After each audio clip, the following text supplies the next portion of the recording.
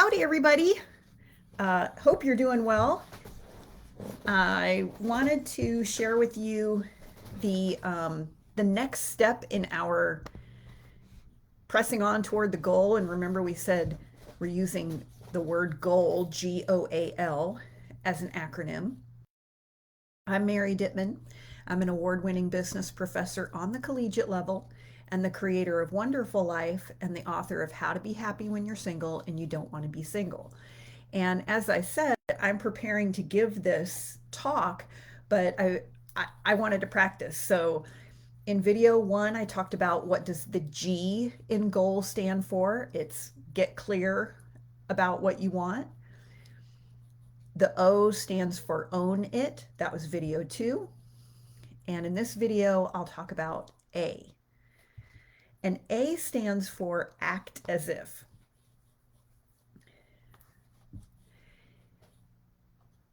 The way that your brain works is you have a thought, that thought creates a feeling, and then the feeling is what generates your behavior. So the proper process would be to change your thinking if you want to act differently. And that's simple, but not necessarily easy, because what happens with your brain, if you imagine, um, like, you know how you'll see sometimes, I know at the university we have some paved pathways, but then sometimes the students will cut across where there's no pavement. And you do that enough times and the grass doesn't grow. So you've got this little path there that's not a formal path that the university wants, but it's a path that has been created by repeated travel. And that's what your brain does. So when you are repeating thoughts over and over, it creates an actual neural pathway in your brain. And that's why we get into a lot of habitual thinking. In fact, what we know is that we think somewhere between 6,000 and 86,000 thoughts a day. That's not the interesting part. What's interesting is that 90% of those thoughts are repeated thoughts from yesterday, and 80% of them are negative. And then you wonder why, like, oh, my life's always the same. It's always the same old thing. Same old guy, but a different name. It's always the same problem at work, even with a different customer. I change jobs. It's still the same problems, no matter where you go. It's like same old all the time. My life just doesn't change. Yeah, and it's not going to, because for most of us, we're thinking the same things over and over. And your behavior comes from your thoughts. Now, it is a daily discipline to change your thinking. And it is a good thing to do, but it takes a while. So you can sometimes help yourself reprogram your mind, first of all, with your spoken word. That's in video two. Go look at that. But also through your behavior. And that's why I say act as if. What you want to do, instead of trying to reinvent the wheel, what should I do? What should I do? Find somebody who has the results that you want and do what they did. One of my friends one time, a married couple, the wife was really struggling with her weight and very much didn't really know, well, when we go out to eat, it's so hard to order anything healthy. I don't know what to order. And when you don't really have the discipline and the willpower, you've never done it before. And what he told her was, he said, look, when we go out to dinner with Mary, you let her order first, and whatever she orders, you just say, I'll have the exact same thing she's having. And that's a good way to do it. You find someone who's already got the results you want and do what they did, so that you're not constantly having to reinvent the wheel. Also, at some point, this is what I tell businesses when I'm working with entrepreneurs. If you want different results, you have to do something differently. And you've heard that old saying about the definition of insanity is doing the same thing over and over and wanting different results.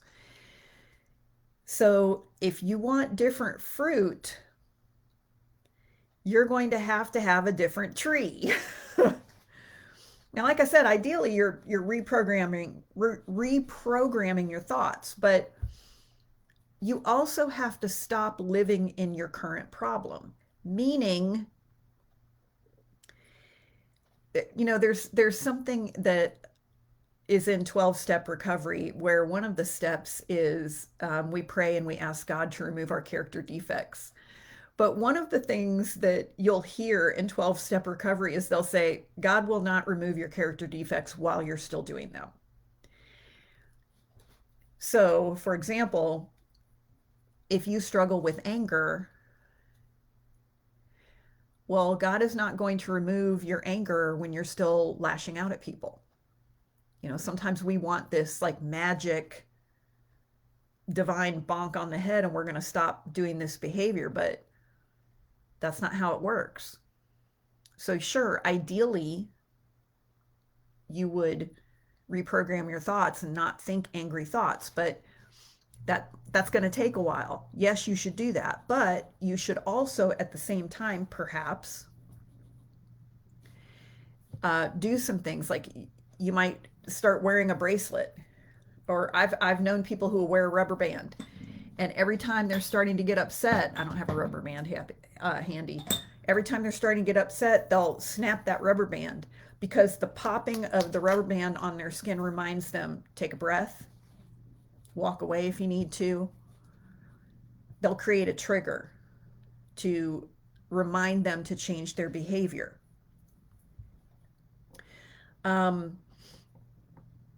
One of the behaviors that I wanted to adopt last year was praying before every meal. And I get lazy about it because I live by myself. So there's no one to remind me. And I actually put a sign in my kitchen that just says pray right next to where I prepare my food. And so many times before I would just carry my plate to the table, I would pray right then because I figure, well, God doesn't care if I'm standing in the kitchen or sitting in the chair. So, and then once I was able to do it there, I thought, well, but I'd really like to be able to sit down, put my napkin in my lap, say a prayer of gratitude, and then enjoy my meal. But I had to do some things and create some triggers. So that's what I'm talking about. You act as if, because I was like, how am I going to, some of it was working on being a more grateful person. And I thought, a grateful person would be grateful for their food. So they would pray before every meal, but I couldn't remember to pray before every meal. So I created that trigger. In Proverbs 20:10, we're told even a child is known by her actions. Jesus said, you're going to know what kind of tree you've got by the fruit. He was saying, you know what's on the inside of somebody based on the fruit, the behavior, the results that you're seeing. I heard one time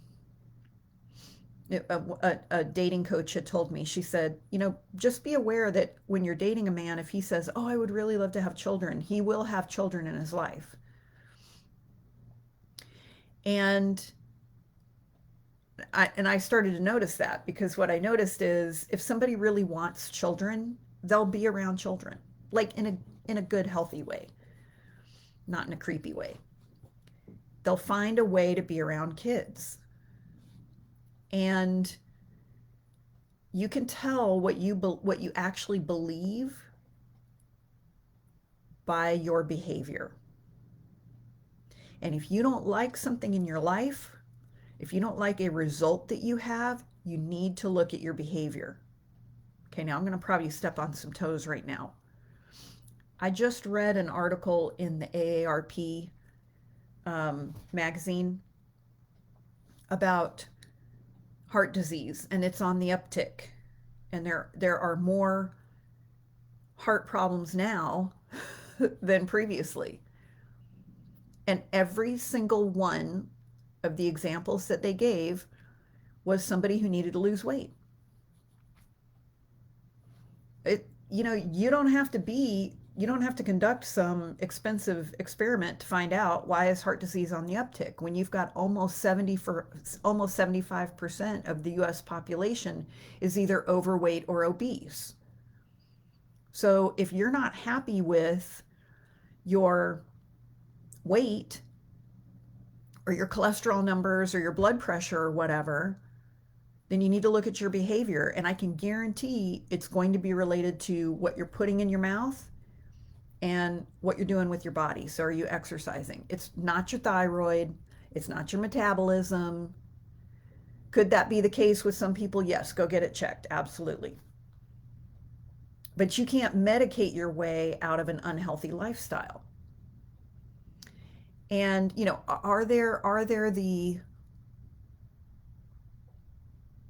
are there exceptions? Sure, yeah. Are there people who eat really healthy? And, ladies, I know because I've been through this. You eat healthy, you work out, you do all the things, and you're gaining weight because your hormones are, I understand. Yeah, that's true. But I'm just telling you, if you want different results, you have to act differently. You have to do something different.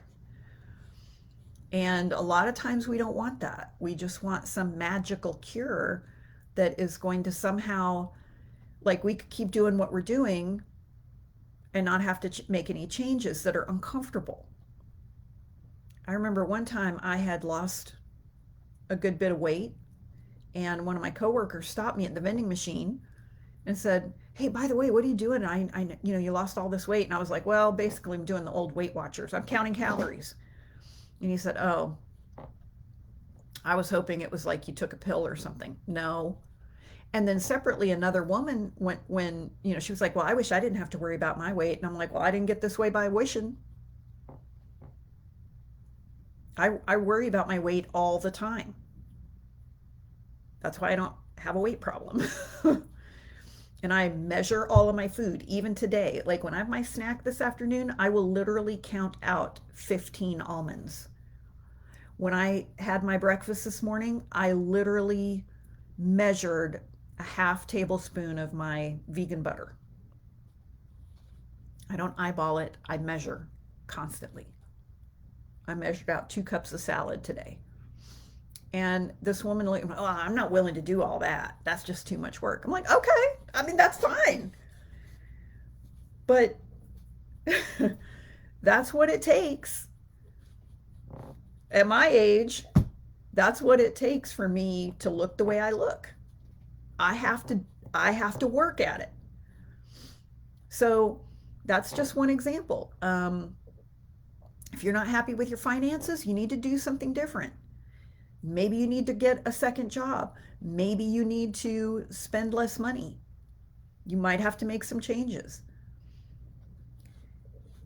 Um, so, anyway, but your behavior tells you what you really believe. You don't get what you want, you get what you believe.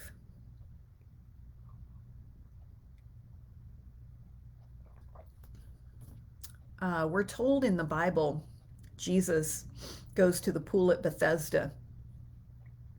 And this is where the people congregated. King James Version calls it the blind, the lame, and the halt. Okay, the crippled, the disabled. And they would lie in the colonnade. And the belief was once a year an angel came and stirred up the waters, and the first person in the water got healed. So Jesus finds this man who's been there 38 years. And Joyce Meyer always says, "Man, in 38 years, I could have at least like wriggled over to the edge of the pool so that when the angel came, I could roll into the pool." But for 38 years, it says he was in this condition. And Jesus says, "Do you want to get well?" Now, I think what if the Lord was asking you that? Do you want financial prosperity? Do you want to lose weight? Do you want to feel better? Do you want to have better focus? Do you want to get things do you want to declutter your house? I mean, Jesus walks up to him and he's like, do you want to be whole? Do you want to get well? Do you want to be healed? And the guy doesn't say, yes, Lord, I very much want to be healed. He doesn't say that. Single women, listen up. I'm going to take some creative license here. You know what he says? He says what a lot of us say. Jesus says, do you want to get well? Do you want to be made whole? And the guy goes, I ain't got no man. Every time I want to get the bull, somebody else beats me and they get my blessing and I never get what I want. And Jesus heals him and says, quit sinning. And then what I find interesting is later on, Jesus finds him and is like, you need to quit sinning or something worse is going to happen to you. And I was always like, gosh, Lord, that was kind of harsh. But what is interesting is right before that, the man is in the temple and had been the Sabbath and the Pharisees were, why are you carrying your mat? Yeah, I'm supposed to be carrying your mat on the Sabbath. And the guy says, well, it was that guy healed me and told me to carry my mat. So again, not taking any responsibility. He's throwing Jesus under the bus. And Jesus says, you better get it together. I ain't got no man. It's so hard. I try. Nothing ever works out for me. One of my friends one time was going to have weight loss surgery, and she told me, she said, I've tried everything and nothing works. Which I did not agree with that, but I believe in complete freedom of choice. I think you can do whatever you want to with your own body. Well, prior to the surgery, she had to be on like some really extreme diet for 2 or 3 weeks. And she lost like 20 pounds. So I was like, well, you can lose weight. I mean, I'm just saying. So many times we say, well, but I can't do that, or I don't have anyone to help me, or it's just so hard. And so I'm just telling you, if you want different results, you have to do something different.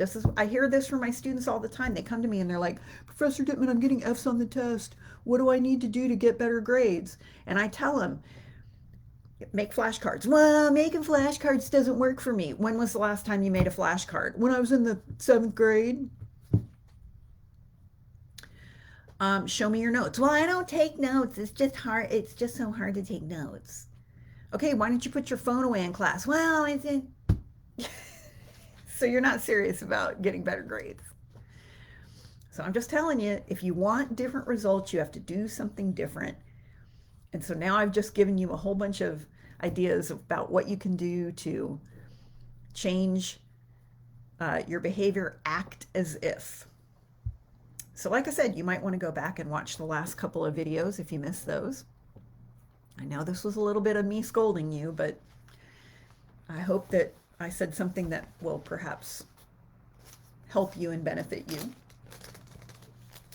And I do want to thank you very much for watching, and I hope you have a wonderful rest of your day.